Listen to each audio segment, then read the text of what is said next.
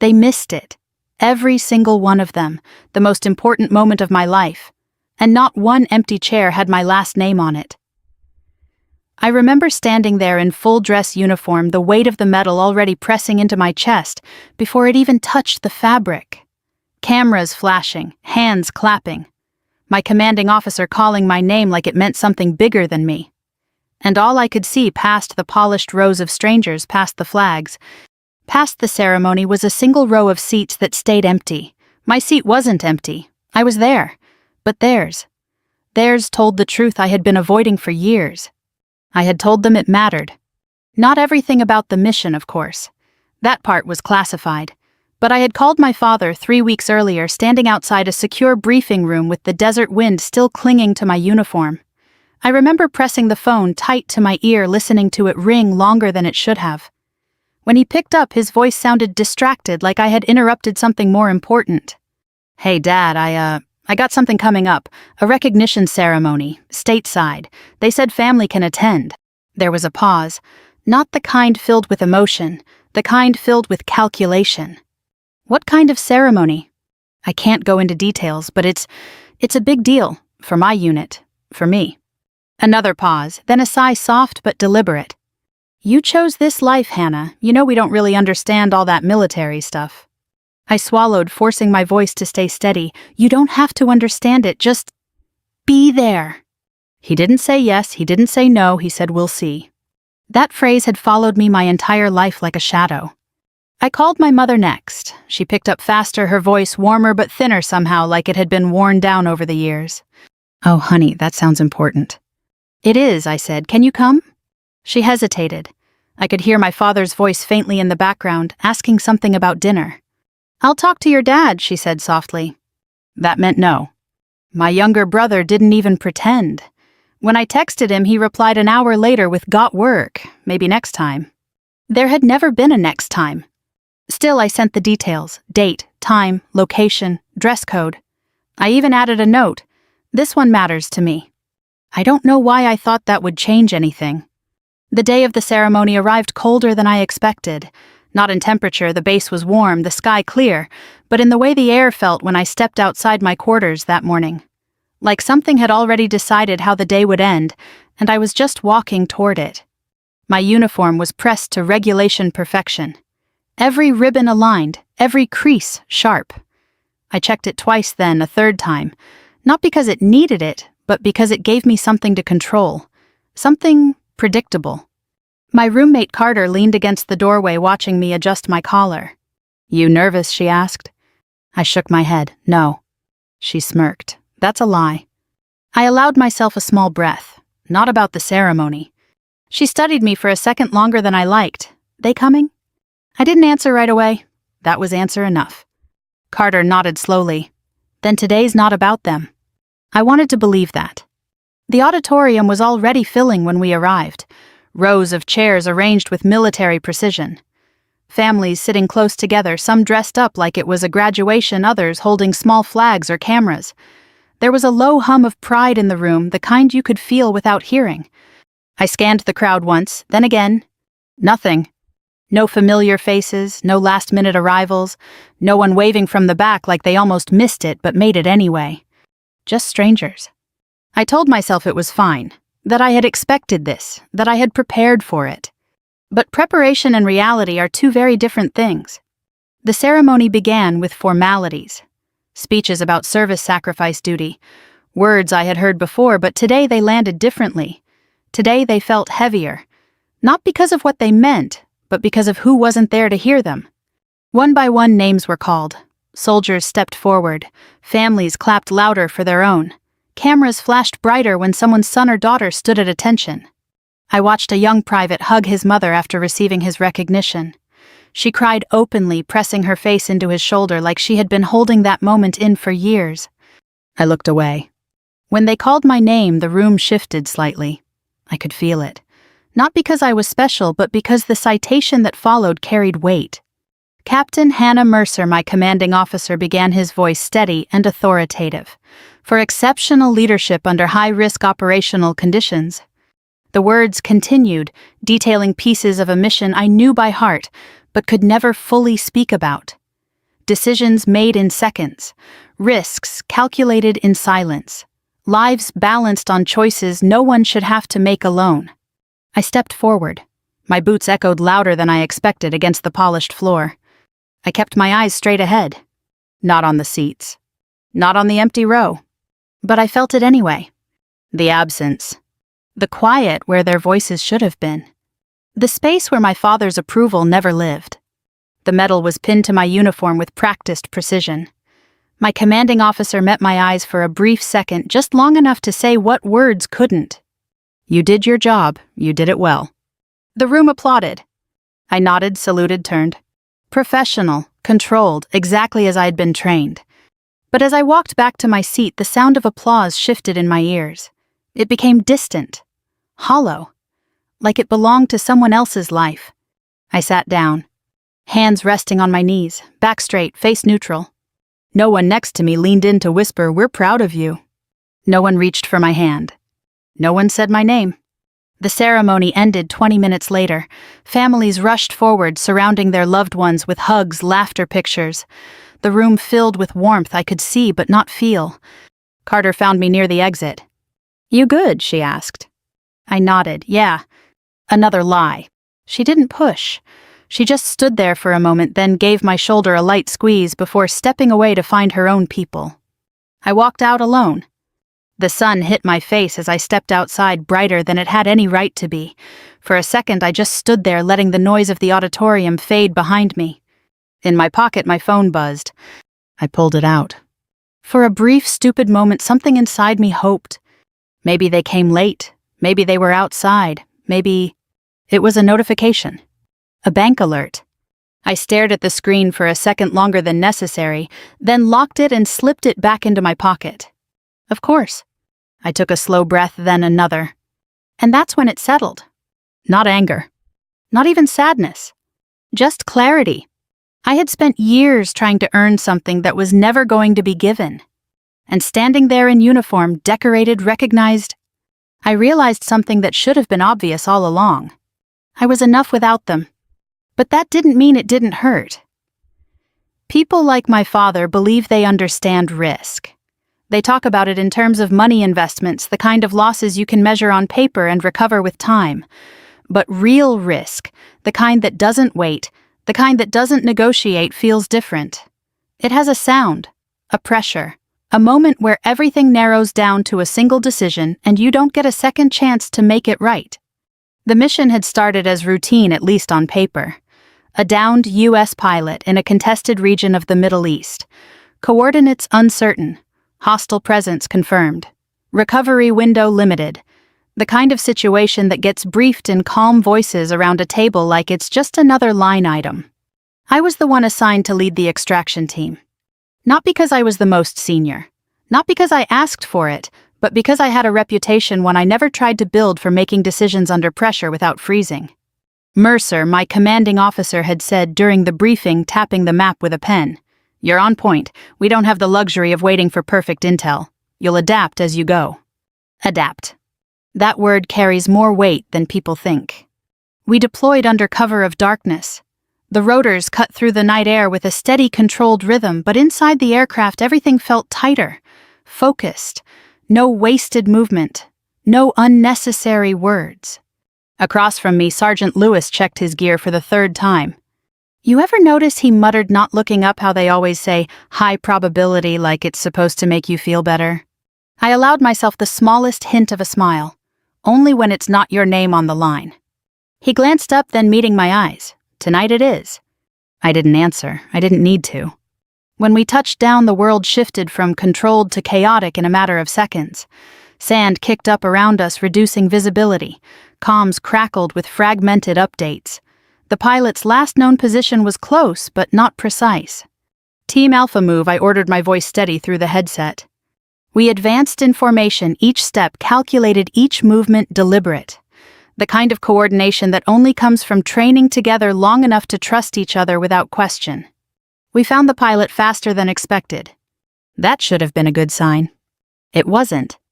He was conscious barely, injured but alive. Propped against what remained of his aircraft, breathing shallow, his flight suit torn at the shoulder. "Captain Mercer," he rasped when he saw me approach. I nodded. "You're coming home." Those words carry a promise, one I don't make lightly. We secured him, stabilized what we could in the field, and signaled for extraction. The plan was simple: get in, get out, minimal engagement. But plans don't survive contact. The first shot came from our flank, sharp, unmistakable. "Contact left," Lewis shouted. Everything accelerated.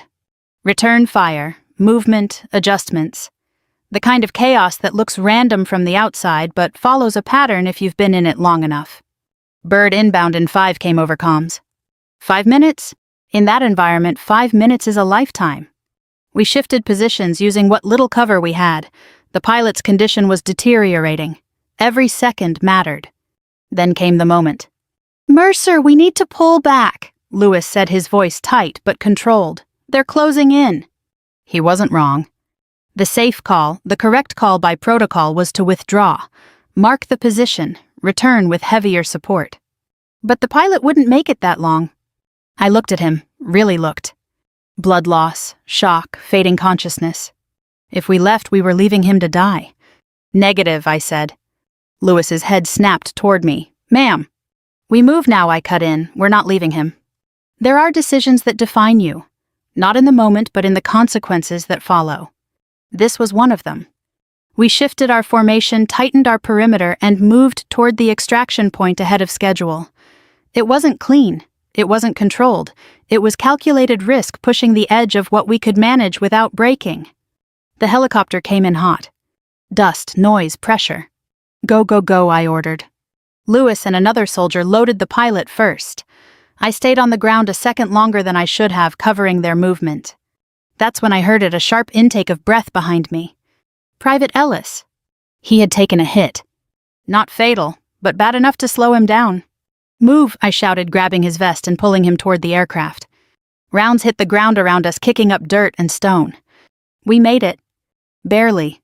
The doors slammed shut as the helicopter lifted the ground, dropping away beneath us in a blur of motion and noise. Inside, everything shifted again. From chaos to aftermath.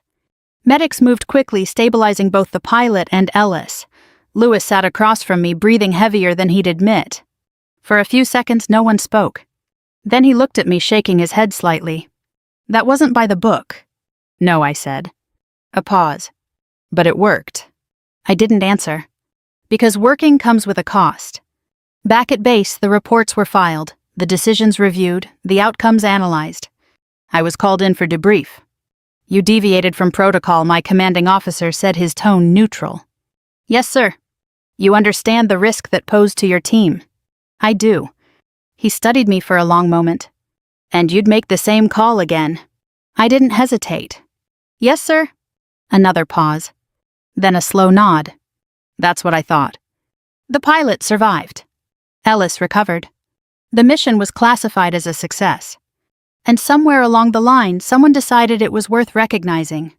Not the decision itself, not the moment, but the outcome. That's how it works. You don't get recognized for what you risk.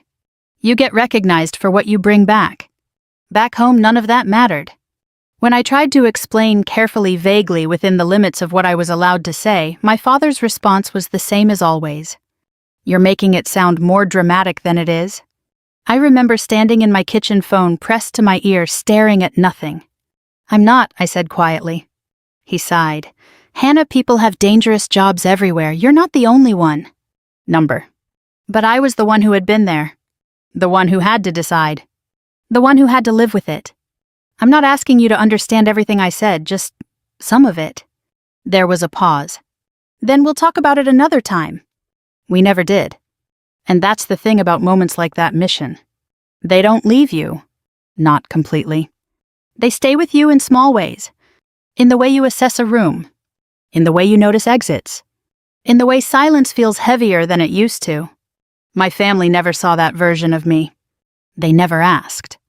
And eventually, I stopped offering. The morning it happened didn't feel like anything special. No warning, no build-up, no dramatic shift in the air. Just another early wake-up on base, the kind where your body moves before your mind fully catches up. I swung my legs off the bed, the floor cool under my feet, and reached automatically for my phone.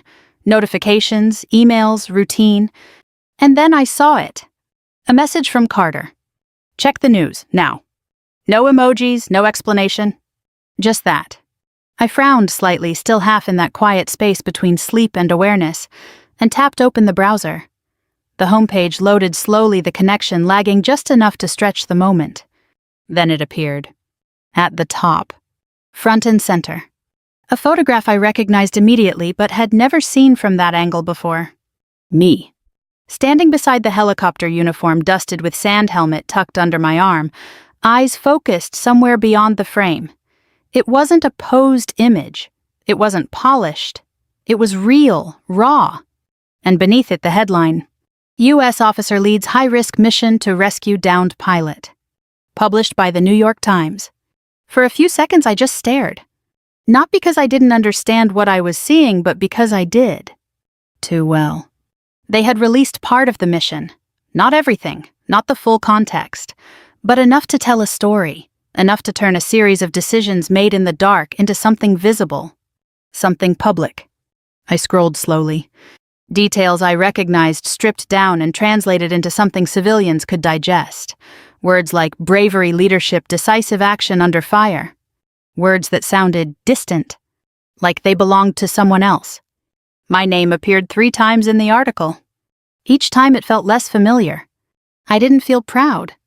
Not the way I thought I would. Instead, there was this strange, quiet detachment. Like watching your own life from a distance, knowing the version people were seeing wasn't the one you lived through. My phone buzzed again. Then again. Messages started coming in from people I hadn't heard from in months. Former classmates, old neighbors, even a distant cousin I barely remembered. Just saw you in the news. So proud of you. This is incredible. I responded where I could. Short replies, polite acknowledgements. Thank you. Appreciate it. Means a lot. It didn't. Not in the way it should have. Because the only messages I was waiting for weren't there. I kept checking anyway. Every few minutes, refreshing the screen like it might change if I just gave it enough time. Nothing. No missed calls. No texts. No acknowledgement. By midday, the story had spread. Local outlets picked it up. Military channels shared it internally. Even the base commander stopped me in the hallway. Mercer, he said, offering a firm nod. Good work. Thank you, sir. You represented us well. I held his gaze steady, professional. I did my job. He studied me for a second like he was trying to read something beneath the surface. Then he gave a small approving nod and moved on. Carter found me later in the break room leaning against the counter with a cup of coffee I hadn't touched. You're trending, she said, holding up her phone. I wish people wouldn't say that like it's a good thing. She raised an eyebrow. Most people would kill for this. Most people don't know what it actually cost. She didn't argue. Instead, she leaned beside me, her voice softer now. They call yet. I didn't look at her, no. A pause. They will. I didn't answer. Because deep down I already knew how this worked. Silence wasn't an oversight. It was a pattern. By late afternoon, the noise started to settle. Messages slowed. The initial wave of attention began to fade into something quieter. More manageable. I went back to my quarters, closing the door behind me with a soft click that felt louder than it should have. The room was still. Familiar. Safe. I set my phone on the table and walked to the window, staring out at the base as the sun dipped lower in the sky. Long shadows stretched across the ground, softening the edges of everything. For a moment I let myself imagine something different. What it would have felt like if my father had called that morning. If his voice had sounded proud. If my mother had cried just a little hearing my name on the news. If my brother had sent something more than a half-hearted message. Just once. Just enough to make it real. The phone buzzed again. I turned slowly, not rushing this time, not letting myself hope too quickly. I picked it up. A new message. From Dad. I stared at his name on the screen longer than I should have. Then I opened it. Family dinner 7 p.m., don't be late. That was it. No mention of the article. No acknowledgement of what had happened. No, I saw you. No, I'm proud of you. Just an instruction. A time. A command wrapped in something that pretended to be normal. I read it again. and again, waiting for something hidden between the lines. There was nothing. A slow, familiar feeling settled in my chest, not sharp like anger, not heavy like sadness. Just clarity. They hadn't missed the story. They hadn't overlooked it. They had seen it. And this was their response. Control. Routine. An attempt to pull everything back into the version of reality where nothing had changed. Where I was still the daughter who showed up when told. Where my life, no matter how far it stretched beyond them, still bent back toward their expectations. I set the phone down carefully like it might break if I moved too quickly. Then I sat. Quiet. Still. Letting the moment settle. For years I had told myself that if I just did enough, achieved enough, proved enough, something would shift. They would see me differently.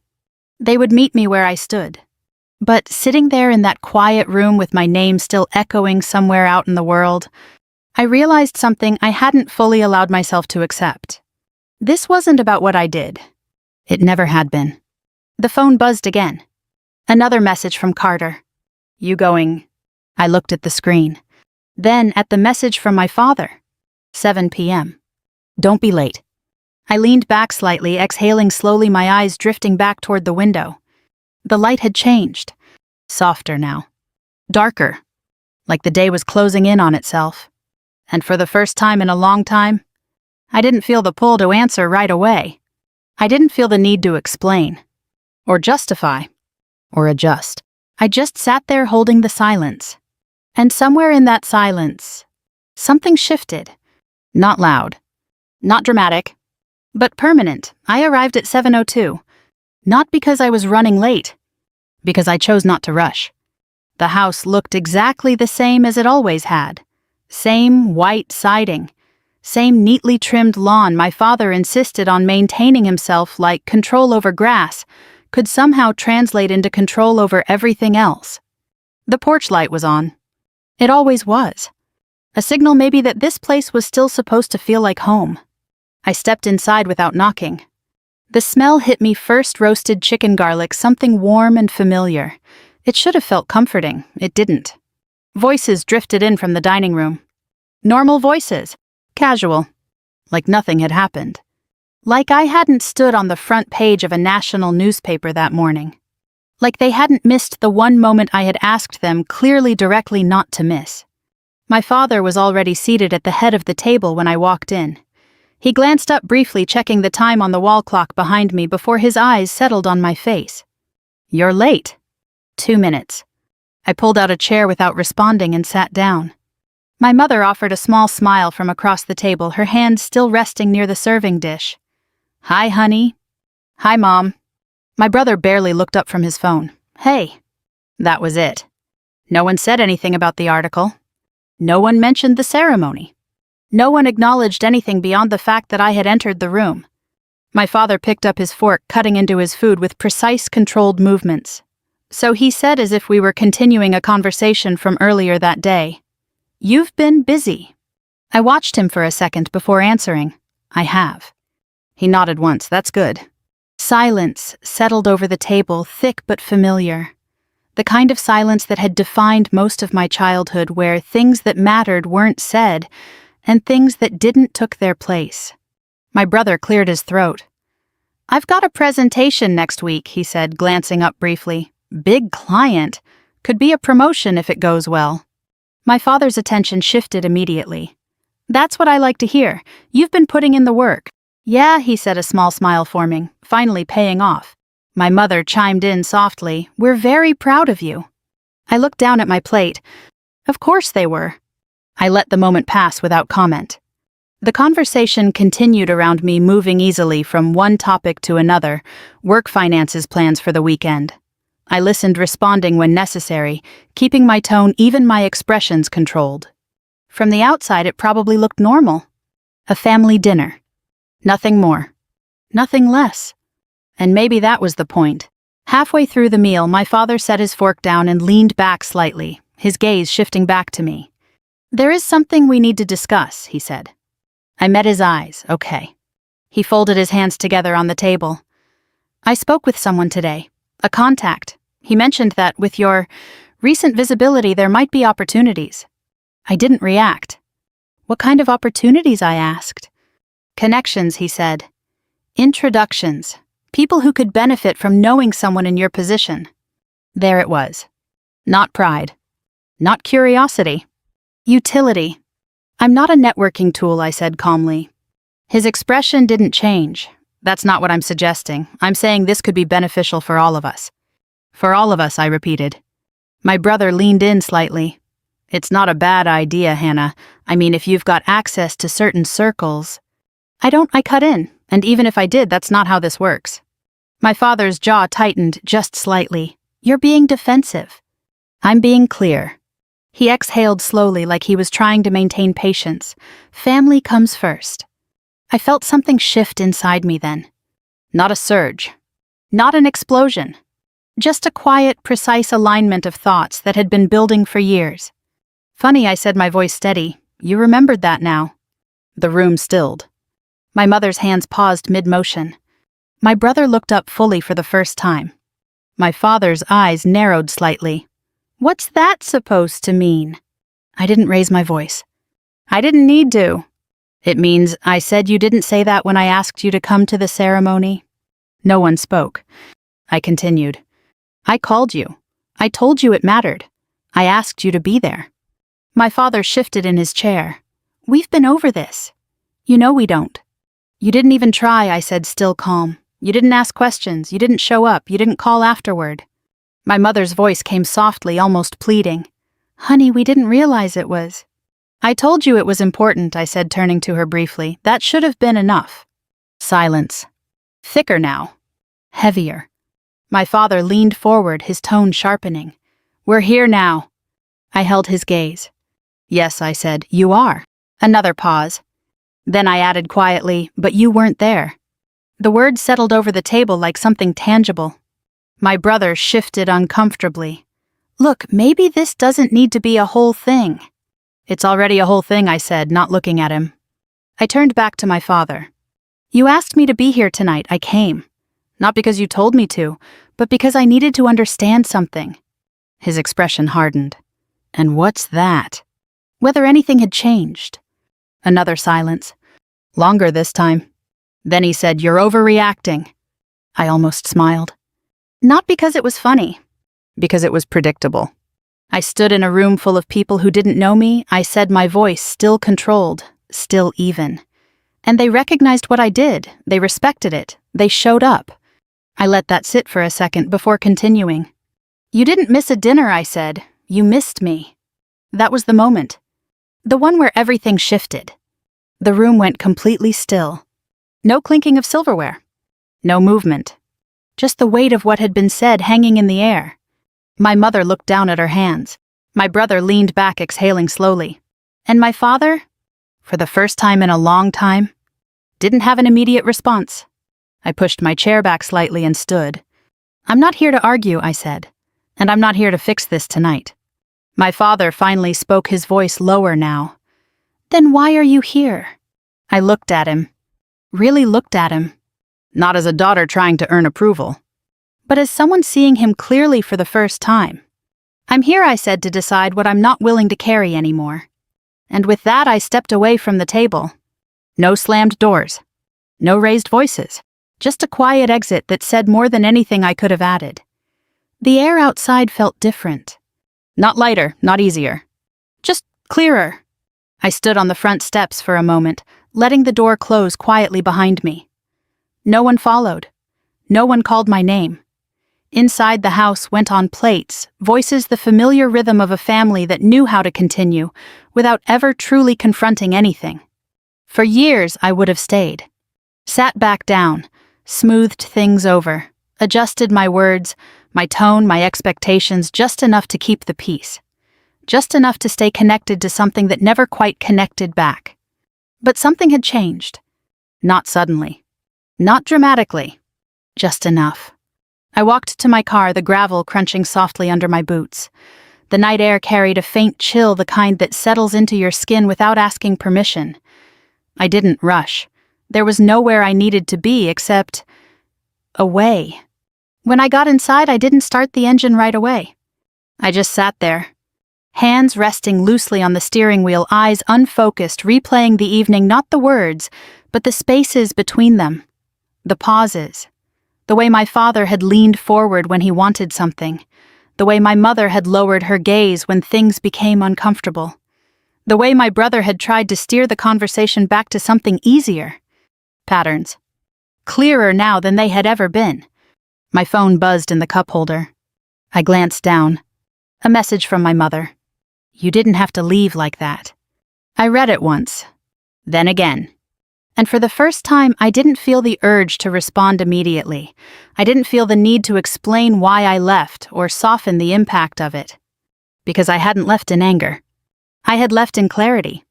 I set the phone back down. A minute later, it buzzed again. This time, my father. "We're not finished talking." I let out a quiet breath, something close to a laugh, but without the humor. We had never really started talking.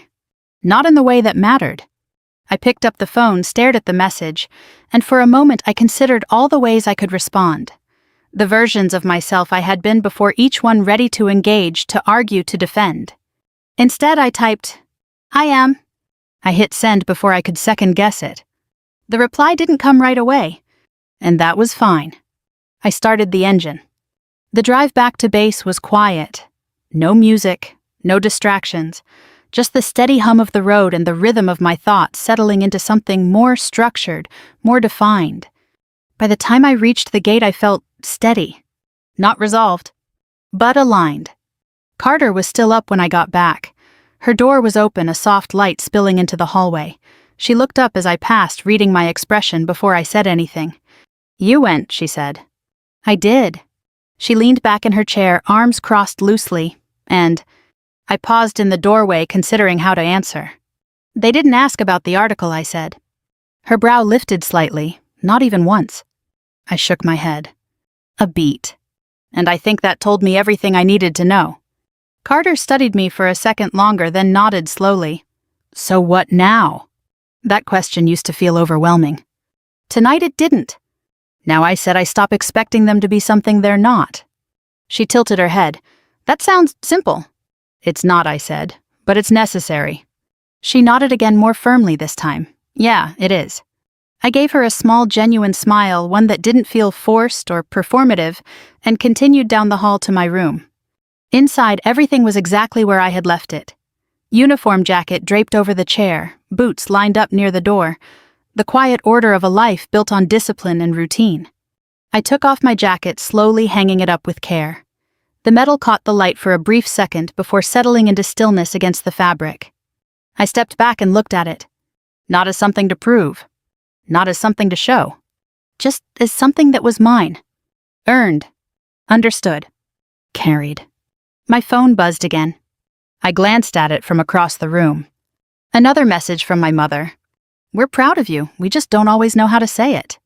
I stood there for a moment, letting the words settle. They weren't nothing. But they weren't everything either.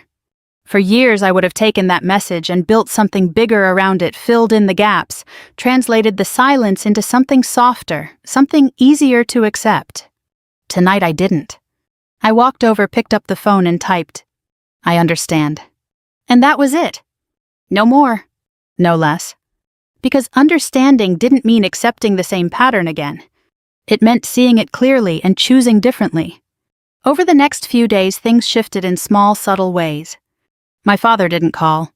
My brother sent a short message about his presentation going well. My mother checked in once, asking if I was eating enough, if I was sleeping. Normal things. Surface things. And for the first time, I met them at that level. I didn't push deeper. I didn't offer more than what was given. Not out of punishment, but out of balance. At work, life continued as it always did. Briefings, training, quiet conversations in hallways that carried more weight than they seemed to. The article faded from headlines, replaced by the next story, the next name. That was expected. Recognition is temporary. What stays is what you build after it. A week later, I was back in the field for a training exercise. Early morning, cold air, the kind that sharpens your focus. We moved through the drill with precision, each step practiced, each decision measured. At one point, we paused near the edge of a clearing, waiting for the next instruction. Louis stepped up beside me, adjusting his gear. "You ever think about going back?" he asked casually. "Back where?" He shrugged. "Home, for real." I considered that for a second. Then I said I don't think I ever really left, not in the way that matters. He glanced at me. "That sounds complicated." "It's not," I said, "it's just different now." He nodded slowly, accepting that without needing more explanation. A few minutes later, the exercise resumed. Movement, focus, purpose. The things that had always made sense to me. That night back in my room, I sat by the window again. The same view, the same quiet. But it didn't feel the same. Not because anything around me had changed, but because I thought about the years I had spent trying to earn a place at a table that never quite made room for me. The adjustments, the compromises, the quiet ways I had minimized myself just to stay connected. And I realized something simple. I wasn't asking for too much. I was asking the wrong people. I leaned back, slightly exhaling slowly, the tension in my shoulders easing in a way I hadn't noticed before. For the first time in a long time, I wasn't waiting. Not for a call. Not for approval. Not for something to shift outside of me. I had already done that work. And it was enough. I spent years trying to earn a seat at their table. Turns out, I already had a place where I was seen. If you've ever felt overlooked by the people who were supposed to know you best, I'd really like to hear your story. Leave a comment below and tell me where you're watching from. And if this story stayed with you, consider subscribing. There are more like this, and we're just getting started.